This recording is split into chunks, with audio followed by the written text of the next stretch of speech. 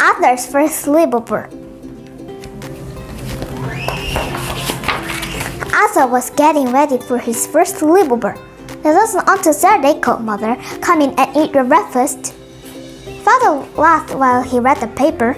Someone in town said he saw a spaceship, he chuckled. Probably the same man who thinks he saw Elvis at the mall, joked Mother.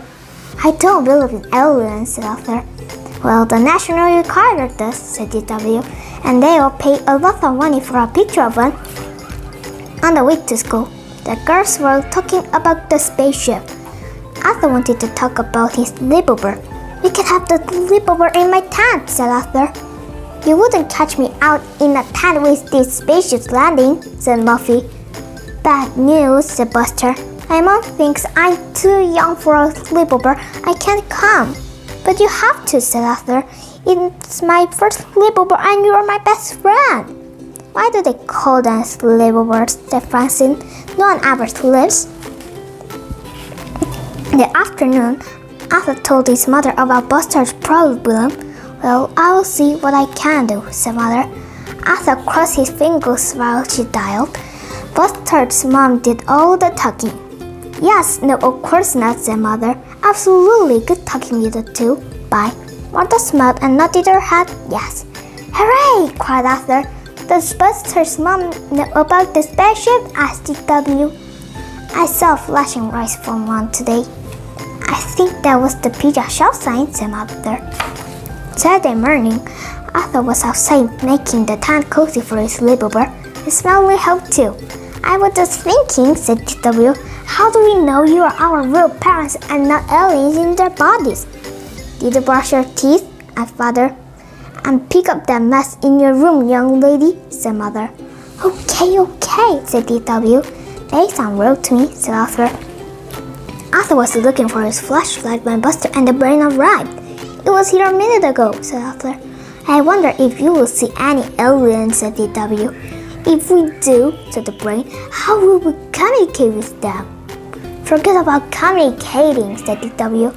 Take picture for the National Recorder. Use my camera. We can split the money. Let's make some signs, said Arthur. Good idea, said Buster. But first I have to call my mom. After they finished their sign, they unpacked.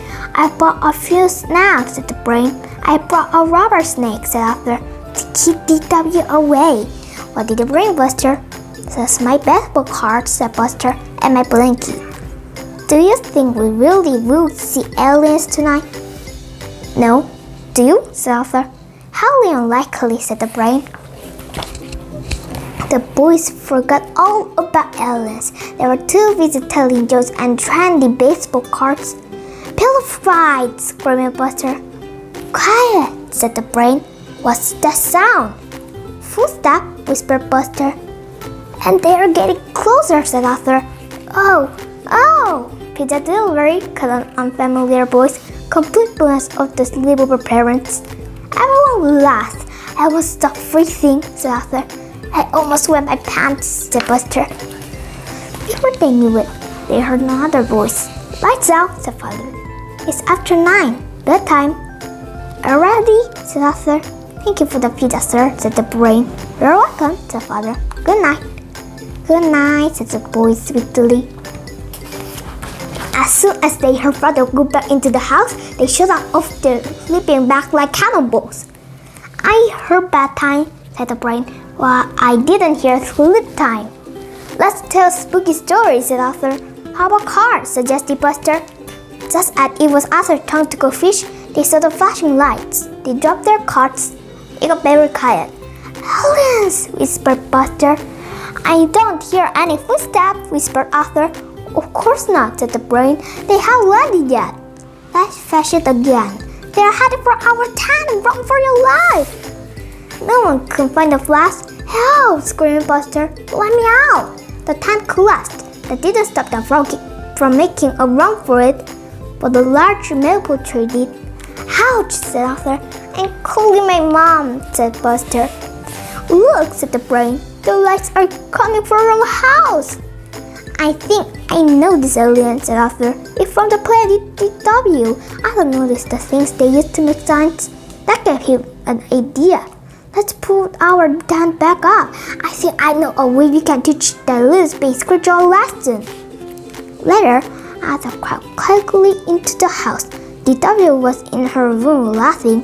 "What's so funny?" he asked. "What are you doing up here?" said DW. "Did you come in because you're scared?" "Not really," said Arthur. "I'm returning your camera. You'll probably see an alien before we will." "I doubt it," said DW. "Well, just in case," said Arthur. "Sweet dreams." Then very quickly, he returned into his tent. A minute later, DW heard a tap on her window. "Aliens!" she screamed.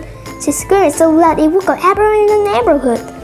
Emery said Buster, the Brain, and Arthur. And Mother and Father went out to check. The boys were sleeping like little angels. Of course, after Mother and Father went back into the house, it was another story.